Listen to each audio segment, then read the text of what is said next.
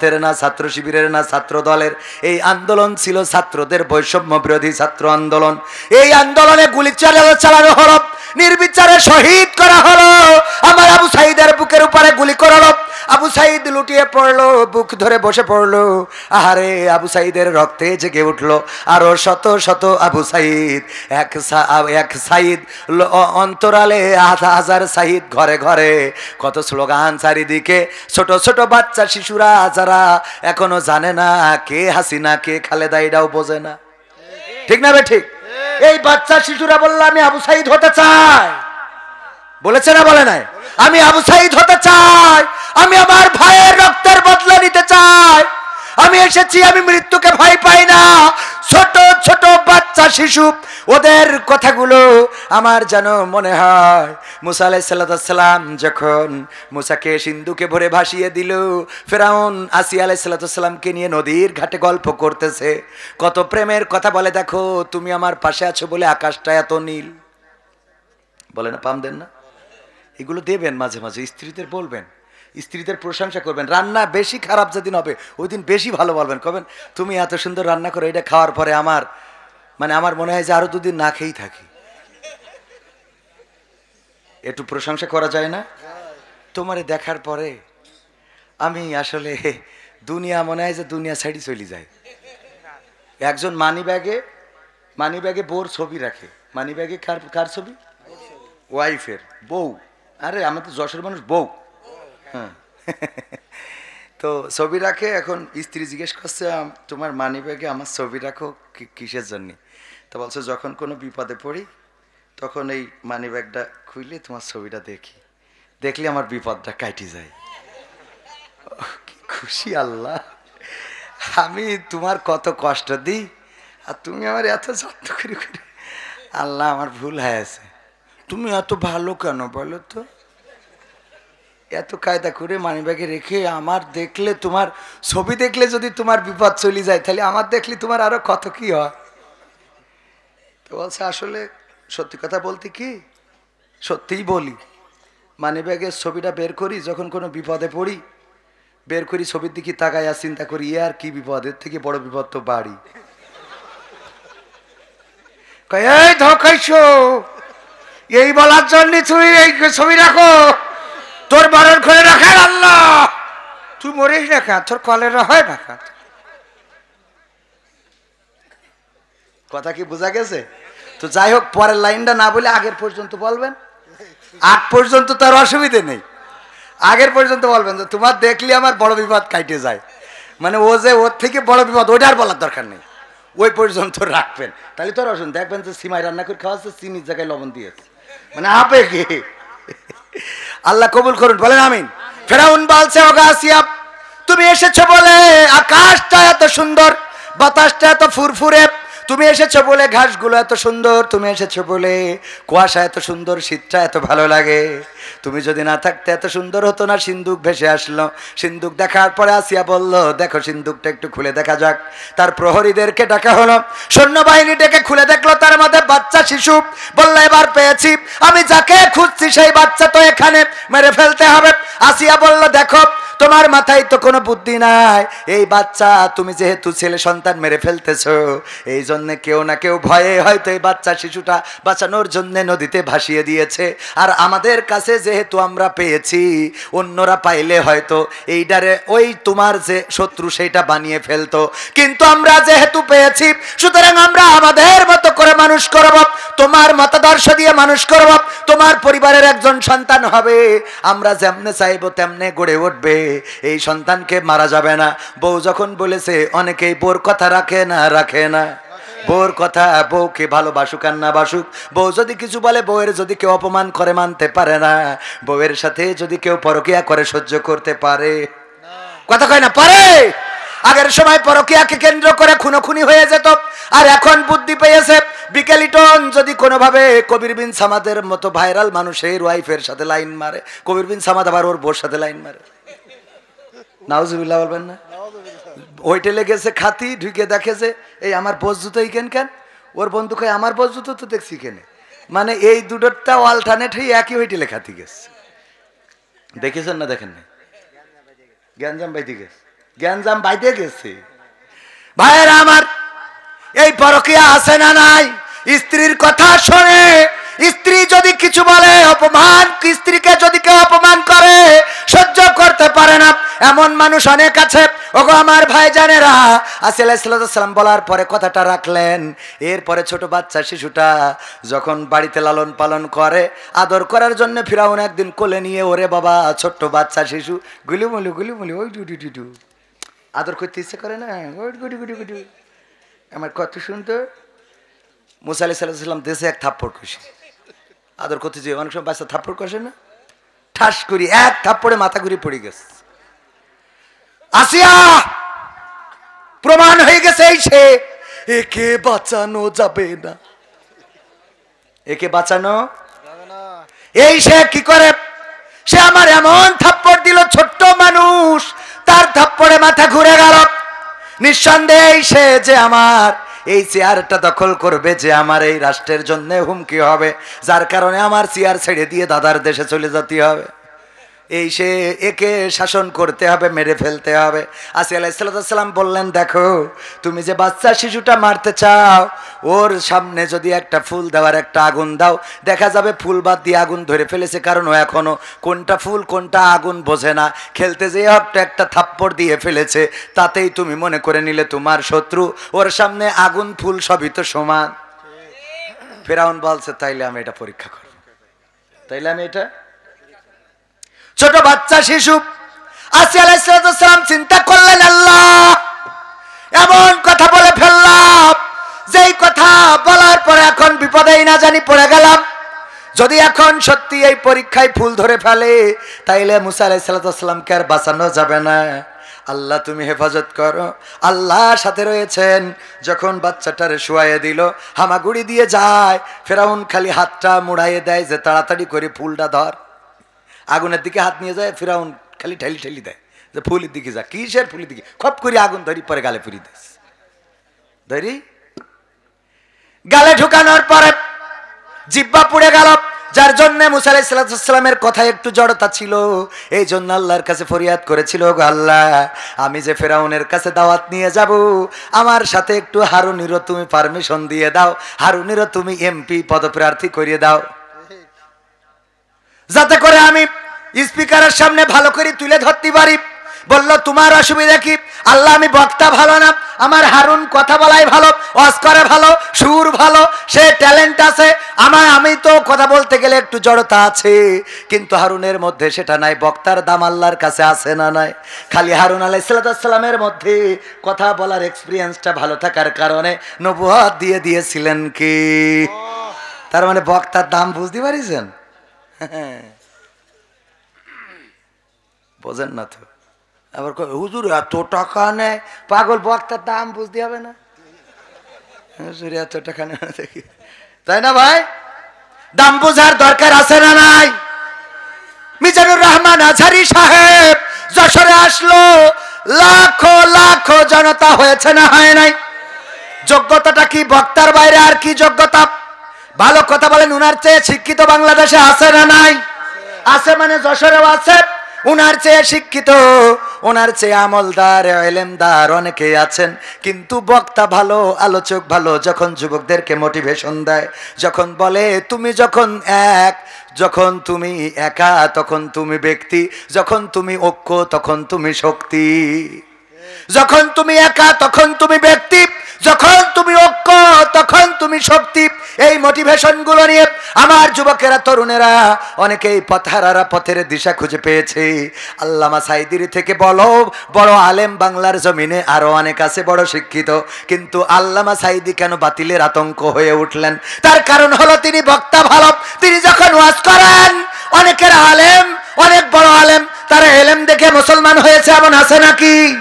এমন নাই। কিন্তু একজন সুন্দর করে ওয়াজ করেছে, মোটিভেশন দিয়েছে, অন্য ধর্ম ত্যাগ করে, হাতে হাত রেখে কালেমার বাণী পড়ে অন্য ধর্ম ত্যাগ করে ইসলাম ধর্মে দীক্ষা নিয়েছে, এমন আছে না নাই? আল্লামা সাঈদীর হাতে শুধুমাত্র অন্য পথারারা পথের দিশা পায় নাই, বরং অন্য ধর্মের লোকগুলো ইসলাম ধর্মে প্রবেশ করেছে। এই কারণে আল্লামা সাঈদী ছিল তাদের চোখের বালি। আল্লামা সাঈদীকে জেলে ভরে রাখা হলো। শুধু জেলে ভরে রেখেই তারা ক্ষান্ত হইল না, তারা কি করলো, 13টা বছর পরে কোরআনের পাখিকে আবার বের করে নিয়ে যে চিকিৎসার নামে ইনজেকশন পুশ করে এই পৃথিবী থেকে শহীদ করে দিল। বলেন ঠিক কিনা? কারণ বক্তা ভালো। কি ভালো? আমির হামজা সাদা সিধা মানুষ, সরল সুজা। জাকির নায়েক যেমন কোরআনের আয়াত পৃষ্ঠা নম্বর লাইন নম্বর বলে দিতে পারে, অন্য ধর্মগ্রন্থ থেকেও বলে দিতে পারে, আমির হামজা ভাইও বলে দিতে পারত। জেলখানা থেকে বের হওয়ার পরে এখন আগের মতো বলতে পারে নাকি? না পারে না। আমির হামজা ভাইয়ের অপরাধ কি ছিল? অপরাধ ছিল বক্তা ভালো, এই জন্যই ধরো। ঠিক না ভাই? ঠিক। আজহারি ভাইকে দেশ ছাড়া কেন করা হলো? কেন এই দেশের মধ্যে কথা বলতে দেওয়া হলো না, থাকতে দেওয়া হলো না? অপরাধ ছিল বক্তা ভালো। মামুনুল হককে কেন কারারুদ্ধ করা হলো? কেন রিমান্ডে নির্যাতন করা হলো? কেন হাতে লাঠি ধরিয়ে দেয়া হলো? কেন সোজা মানুষটা কুজা করে দেয়া হলো? কারণ ছিল মামুনুল হক ও বক্তা ভালো। ছোট মানুষ রফিকুল ইসলাম মাদানি, মানুষটা ছোট। এই ছোট মানুষ আর কার কি করবে? কথা কয় না। একটা মহিলার সাথে তো মারামারি করি লাইন পাবে না। ঠিক না বে? ঠিক। এই রফিকুল ইসলাম মাদানির মতো মানুষ, তার নামেও মামলা শুধু নয়, রিমান্ডে নির্যাতন, নিষ্পেষণ, কারারুদ্ধ করে রাখা। এই ছোট মানুষটার অপরাধ কি? বক্তা ভালো। কথা কয় না। বক্তা ভালো, তার জন্য রিমান্ড। এছাড়াও বাংলাদেশে যদি ডানে বামে তাকান, খুঁজে পাবেন যাদের নামে মামলা 5টা 10টা 20টা মামলা, সবগুলো বক্তা ভালো। যারা লেকচার দিতে পারে, যারা মানুষকে ঐক্যবদ্ধ করতে পারে, যাদের ডাকে মানুষেরা ঐক্যবদ্ধ হয়, আন্দোলনের জন্য একত্রিত হয়, তাদের পরে নির্যাতন নিষ্পেষণ আছে না নাই? বিএনপিতেও তাই। বিএনপিতেও যারা বক্তা ভালো, তাদের যারা কথা বলিস, তাদের নামে মামলা আছে না নাই? আর যে তেলবাজি করিছে, ওর কোনো অসুবিধা নাই। ঠিক না বেঠে? কি হবে বেঁচে থেকে অযথা বিদ্যা শিখে, যদি না গড়তে পারি শোষণবিহীন সমাজটাকে? কি হবে বেঁচে থেকে?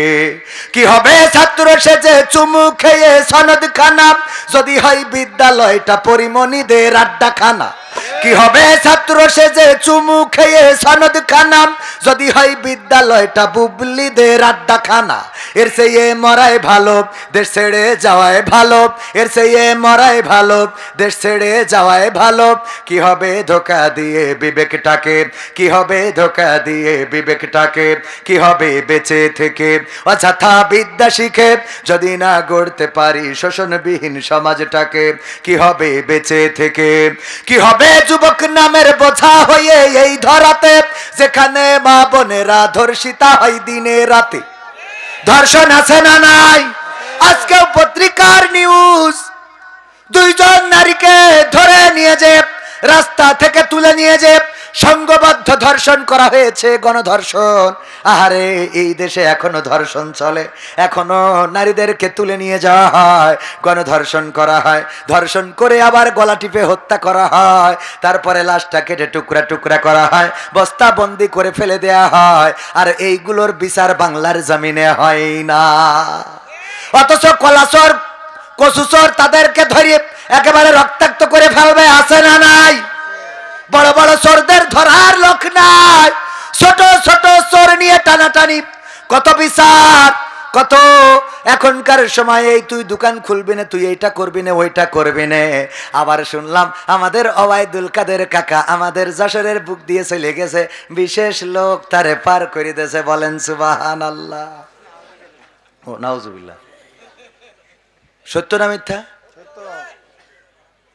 আর ছোট ছোট যারা, এদেরকে মেম্বারের কয় খবরদার জন্য বাজারে উঠবি না, কাটি খুলব, কয় না? কয় না। আর বড়গুলোর সেভ এক্সিট দিয়েছে না, তাই না? সব সেভ এক্সিট, যাও নিরাপদে চলে যাও, তোমাদের যেখানে গন্তব্য সেখানে চলে যাও, যেখানে যেতে চাও সহযোগিতা আছে। আর গ্রামে ছোট ছোট মানুষ, ছোট ছোট যারা সিস্কেমার রাজনীতিবিদ, কিছুই করে নাই, খালি 1 বোতল সবিন তেল হাতে ধরাই দিছিল, আর রাস্তায় যেয়ে বলিল আমার নেতার চরিত্র ফুলের মতো পবিত্র, নামাজ পড়ে নাই 1 ওয়াক্ত, গাঞ্জাটা নেপাসক্ত। ঠিক না বেঠে? নেতা তুমি এগিয়ে চলো, আমরা আছি তোমার সাথে। আমার নেতা ভয় নাই, রাজপথ ছাড়ি নাই। আমরা যদি মুতে দিই সব ভেসে যাবে বানের মতো।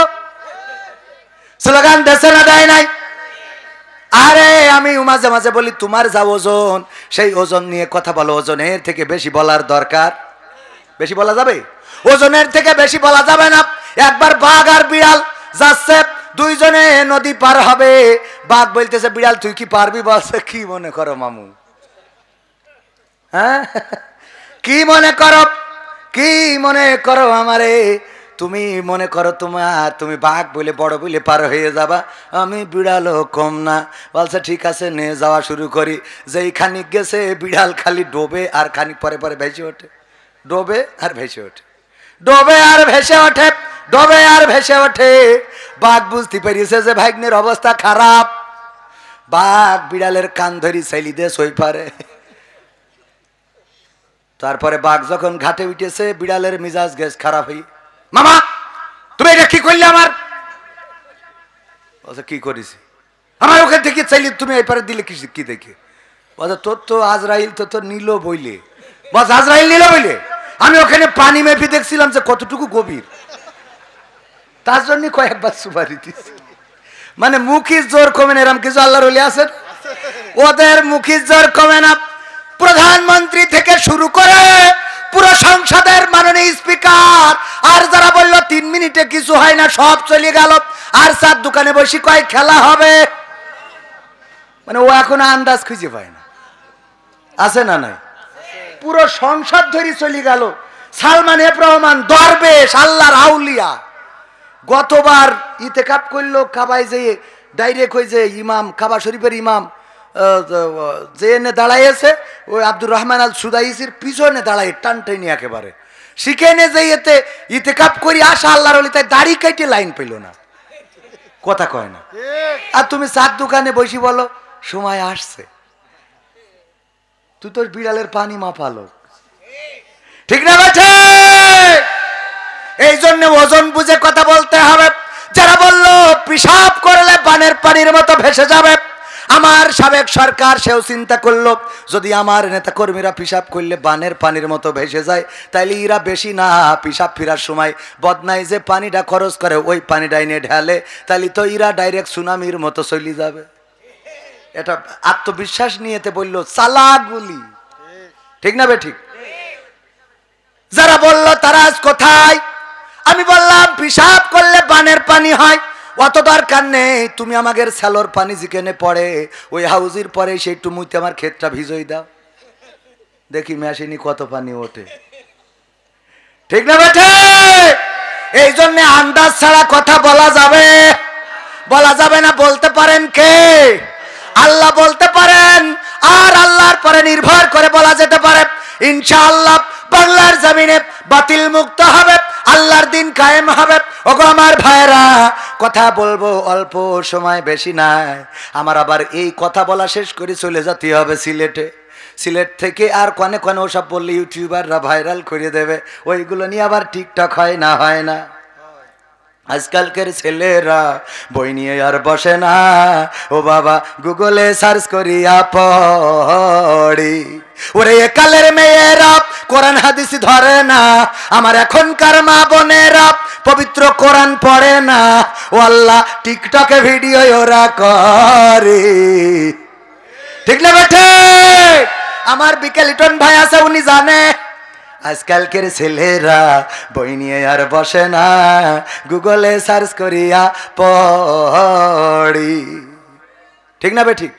আগের সময় প্রেম করিলে আব্দুর রহিম ভাই বলতো পাইছো কি, এখন বলে শখ করিয়া বাবু তুমি খাইছো কি?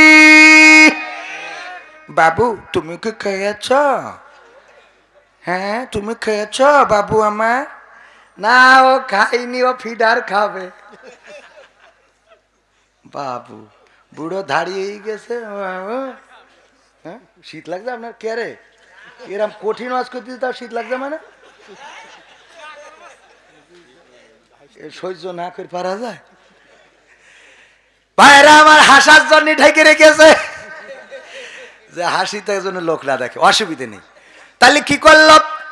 আগের সময় প্রেম করিলে আব্দুর রহিম ভাই বলতো পাইছ কি, এখন বলে শখ করিয়া বাবু তুমি খাইছ কি? লজ্জা শরম নাই, আইলাম কোন জামানাই, ভবিষ্যৎ দেখি অন্ধকারে। আজকালকের ছেলেরা বই নিয়ে আর বসে না, ও বাবা গুগলে সার্চ করিয়া পড়ি। নতুন করে হয়েছে চালু এখন আবার কন্টেন্ট। আমার বিকেল লিটন ভাইয়ের সাথে যশোর শহরে দেখা, দেখি উনি একজনের এরকম হাত দেন, মানে এরকম করে হাত ধরে নিয়ে হাঁটতেছে দড়া টানার ওখানে। আমি বললাম ভাই বিয়ে করলেন কবে? ভাবি না ভাই। আসসালামু আলাইকুম ভাবি, কেমন আছেন? আপনার ভাবি না। কিডা ভাই? পরিচয় করাই দিলে এই আমার গার্লফ্রেন্ড। সহ্য না করি পারা যায়। নতুন করে হয়েছে চালু এখন আবার কন্টেন্ট, পরিচয় করাই দেখি এই আমার বয়ফ্রেন্ড। মেয়েরা মেয়েরা কথা কয় না, সত্য বলছি না মিথ্যা বলছি? বাড়ি নিয়ে চলে আসে, আম্মা জিজ্ঞেস করে এই কার নিয়ে আসিস বেগানা ছেলে? আম্মা আমার বিএফ। বিএফ মানে খাতি হয়? আরে না আম্মা, বিএফ মানে বয়ফ্রেন্ড। এটার স্মল ওয়ার্ড হলো বিএফ। ও আচ্ছা, ও 3 বছর ধরে লাইন মারছি আম্মা। এই যে এই আম্মাকে ছাড়লাম দাও। আসসালামু আলাইকুম। হ্যাঁ আব্বা ভালো আছো? ওরে আব্বা। শাশুড়ি ঘরে নিয়ে যে বসা। হ্যাঁ আগে তো বললি দড়াটা আনতে, করে আপেল কিনে আনতাম। হ্যাঁ ও যাও আব্বা, আমার এই ঘরে বসা, একটু বাতাস দে, বাতাস দে, ঠান্ডা কর। এরপরে মেয়েকে বলে ওগো মা কারে পছন্দ করেছো? আরে কি অবস্থা ওর? ও তো মনে আছে 5 ওয়াক্ত গাঁজা খায়। আম্মা ওটা একটু খাইতে হয় ওদের, এখনকার সময় বোঝো না আম্মা, এখন তো এটা খাওয়াই লাগে ঠিক কিনা? আগের সময় যদি কেউ চিকন থাকতো মানসি বলতো তুই কি কিছু খাস না নাকি, এত চিকন কেন? আর এখন যদি কেউ চিকন হয় বলে কিছু খাওয়া ধরেছিস নাকি? ঠিক না বেঠে? এখন কি কিছু খাওয়া ধরেছিস? ডলিয়ে খাস, তার মানে এখন চিকনা খাওয়া ধরেছে। তাই এই যারা বিয়ে করেছিস ওর সাথে তো তোর আব্বা দেবে না। আম্মা তাহলে কি করবো? তুই এক কাজ কর, তোর খালার বলি রাখবা না, তুই নিয়ে চলি যা যশোরের থেকে কোনো কাজী অফিসতে পড়িয়ে নিয়ে চলি যা, পড়িস না পড়িস যা, মোটামুটি যা, আমি তোর আব্বার কন্ট্রোল করবো। এরকম আছে না নাই? এইবার যখন আব্দুর রহিম ভাই বাড়ি আসে, আসার পরে ওরে বাবা ম্যাডামের অভিনয় কি কি জন্ম দে তুই যা, কি জন্ম দিছাও রে, আমার মুখে চুন কালি লাগায় কি করলা রে, ও আল্লাহ আল্লাহ। অভিনয় অভিনয়, ওর অভিনয়ের কাছে শেখ হাসিনার অভিনয় ফেল। ঠিক না বেঠে? কি জন্ম দিছা? ও 10 মিনিটই, আর তুই তো 25 বছর ধরে মানুষ করিস, ওর দোষ হয়ে গেল। কথা কয় না, সব বাপের দোষ, খারাপ হলেই বাপের দোষ। হইয়েছ বাপের মতো, হইয়েছ ওর মা বাপের মতো, হইয়েছ ওর দাদাগের মতো, চাচাকের মতো। আর আমার নানিরা খালারা ওরা সব দুধ দিয়ে ধোয়া তুলসী পাতা। ঠিক না বে ঠিক? আছে না নাই? মা বোনেরা আছে পর্দার অন্তরালে পুরুষদের থেকে অনেক বেশি। আগের সময় মা বোনেরা আমার যখন আপনাদের দেখতে যেত, মেয়েদের দেখতে যাওয়ার পরে মেয়েরা সামনে আসতে চাইতো না, বাড়ি থেকে পালাতো, জোর করে ধরে আনা হতো, মুখটাও তুলতো না। আর এখনকার কি জামানা এসেছে, বলে জানিস আমার কিন্তু কাল দেখতে আসবে, কাল দেখতে আসবে, আসিস বান্ধবী। এখন তো বান্ধবীও কয় না, দোস্ত, এখন ওরাও দোস্ত। আরে বাবা আমি কি জামানা আছে পালাম আল্লাহ। হ্যাঁ আরো 2 বছর পরে আসলে একটু লাইন মাইন করা, বয়স হয়ে গেছে এখন মানসি ডাকে চাচা চাচা, লাইন নেই, লাইন শেষ, 12 বেজে 13 কাটায় ঝলছে। ও আমার ভাই জানেরা, আগের সময় যদি আমার মুরব্বীরা মেয়ে দেখতে যেত জিজ্ঞাসা করতো কোরআন পড়তে পারো কিনা, যদি পারো তাইলে একটু পড়ে শোনাও। পৃষ্ঠা উল্টে দিত, পড়ো দেখি এখানে 2 লাইন পড়তে পারো কিনা। বিকেলিটন ভাইয়ের বিয়ে দেওয়া হবে, দাদা গিয়েছে, স্বাস্থ্য দাদা গিয়েছে, চাচা গিয়েছে, আব্বা গিয়েছে, যাওয়ার পরে দেখলো কোরআন পড়তে পারে কিনা। দেখলো যে হ্যাঁ কোরআন পড়তে পারে। তারপরে বললো বলো দেখি আয়াতুল কুরসি হবে কিনা। বললো হবে। শোনাও। বললো দুরূদ ইব্রাহিম পারো কিনা। হ্যাঁ পারি। শোনাও একটু তাশাহুদ পারো কিনা। আত্তাহিয়াতু লিল্লাহি ওয়াস সালাওয়াতু ওয়াত তাইয়্যিবাত। এইভাবে সব শুনে নিল। মাগো উজুর ফরজ কয়টা? 4টা। নামাজের আরকান আহকাম কয়টা? 13টা। বাইরে কয়টা? 7টা। ভিতরে কয়টা? 6টা। তায়াম্মুম করার নিয়ম কয়টা? তায়াম্মুম করার ফরজ কয়টা? 3টা। এমনি ভাবে সবকিছু যখন সব বলল, মেয়েটার যদি চেহারাটা একটু কালো হয়, যদি অপরিষ্কার হয়, তারপরেও চিন্তা করে মেয়েটা নামাজি, রোজাদার, পরহেজগার, কোরআন জানে, হাদিস জানে, সব কিছু ঠিক আছে। নদীর পানি ঘোলা ভালো, জাতের মেয়ে কালো ভালো, সুতরাং এই মেয়েটাই আমার বিকেলিটনের জন্য নিয়ে যেতে হবে। ঠিক না বে ঠিক? আর এখন যদি বিকেলিটন ভাই বিয়ে করতে চায়, তাইলে আর মুরব্বীরা যাবে না, চাচারা যাবে না, দাদারা যাবে না। এখন ওই যে টিকটকে যারা আরো ভাইয়ের বন্ধু বান্ধব আছে ডাক দেবে, দোস্ত যাইতে হবে। আমার যে গাড়ি আছে, ওই যে কি গাড়ি যেন, এটার নাম কি ভাই? সিআই স্যার আর মোটর সাইকেল কিছু গিয়ার দিয়ে নিয়ে চলে যাবে। যাওয়ার পরে দোস্ত বলবে, দোস্ত করবি জামাত? দোস্ত তুমি একটু জিজ্ঞেস করো তো তোমার ভাবিকে কি জিজ্ঞেস করবা। আমি আর কি জিজ্ঞেস করবো, যেহেতু ভাই ভাইরাল ব্যক্তিত্ব। আমি বললাম ভাবি আপনার টিকটকে ফলোয়ার্স কত? ঠিক না বেঠে? ভাবি রিলসে ভিউজ কেমন আসে? আর্নিং কি আগের মতো হয়? কথা কয় না। আর্নিং কি আগের মতো হয়? ওগো ভাবি আপনি কি কাপড় ভুলাক করতে পারবেন? কাপড় ভুলাক কি করতে পারবেন? আপনি কি কাপড় ভুলাক উঠেছ না এখন? হ্যাঁ বিকেল লিটন ভাই দাঁড়ায় থাকবে, ভাবি কাপড় ভুলাক করবে। হ্যাঁ হ্যাঁ এই সবাই কেমন আছো দোস্তরা? আমার কথা কি শোনা যায়? আমার কথা শোনা গেলে একটু কমেন্ট করো। আমি আজকে তোমাদের সব দেখাবো। এই যে দেখো আমার পাশে দাঁড়িয়ে আছে আমার পাগল বিকেলিটন। হ্যাঁ ওকে নিয়ে এসেছে। তুমি হাই বলো। পিছনে চলে হ্যাঁ হ্যাঁ তোমাদের হাই বলেছে। হাই হাই কবির বিন সামাদ জয়েন করেছে। হ্যাঁ কবির বিন সামাদ। এর নাম কি ভুলাক? কথা কয় না। কি ভুলাক? কাপড় ভুলাক। এই শয়তানিগুলো আছে না নাই? নিজের স্ত্রীকে দিয়ে ডলার ইনকাম করে। আল্লাহ হেদায়েত নসিব করুন, বলেন আমিন। ওগো আমার ভাইয়েরা কষ্ট হচ্ছে, আর কি 10-15 মিনিট থাকা যাবে? থাকবেন কারা কারা দেখতে চায়? নারায়ে তাকবীর, লিল্লাহি তাকবীর, আল কোরআনের আলো, আল হাদিসের আলো, আমার নেতা তোমার নেতা, নারায়ে তাকবীর। পবিত্র কোরআনের 2 নম্বর সূরার নাম কি? সূরা বাকারা। সূরা বাকারার 8 নম্বর আয়াতে কারিমা তেলাওয়াত করেছি। কারণ হলো আজ একজন নেতার কথাই শুনলাম যে কোরআনে নাকি রাজনীতি নেই। পড়েছে আপনাদের সামনে? কেন্দ্রীয় লিডার বলে দিয়েছে কোরআনের সাথে রাজনীতির কোনো সম্পর্ক নেই। নাউজুবিল্লাহ বলবেন না? কোরআনের সাথে যদি রাজনীতির সম্পর্ক না থাকতো, তাইলে আবার রাসূল রাষ্ট্রপ্রধান কেন হলো? কোরআনের সাথে রাজনীতির সম্পর্ক আছে বলেই যত নবীরা ওলিরা দাওয়াত দিয়েছে, সেই সময়ের যারা চেয়ারম্যান ছিল, মেম্বার ছিল, এমপি ছিল, মন্ত্রী ছিল, সরকার ছিল, তাদের কাছে যে কোরআনের দাওয়াত দিয়েছে। বলেন ঠিক কিনা? ঠিক না বেঠে? যারা বলে কোরআনের সাথে রাজনীতির কোনো সম্পর্ক নেই, ইসলামের সাথে রাজনীতির কোনো সম্পর্ক নেই, তাদের ব্যাপারে আল্লাহ বলেছেন পবিত্র কোরআনের সূরা বাকারার 8 নম্বর আয়াত, আল্লাহ বললেন ওয়ামিনান নাসি মাইয়াকুলু আমান্না বিল্লাহি ওয়া বিল ইয়াউমিল আখির ওয়া মা হুম বিমুমিনিন। কথাটা কার? আল্লাহ বললেন ওরা অনেক মানুষ আছে। এই বললে যে থাকতে কোনো অসুবিধা নেই, 2-1 সমস্যা আছে, মনে সমস্যা আছে, আর একটু সময় থাকা যাবে না? এখনো তো আমি সঙ্গীতই শুনাই নাই, নাম দিছেন আকর্ষণ। এখনো ক্ষমতায় কেউ স্থায়ী হয় না।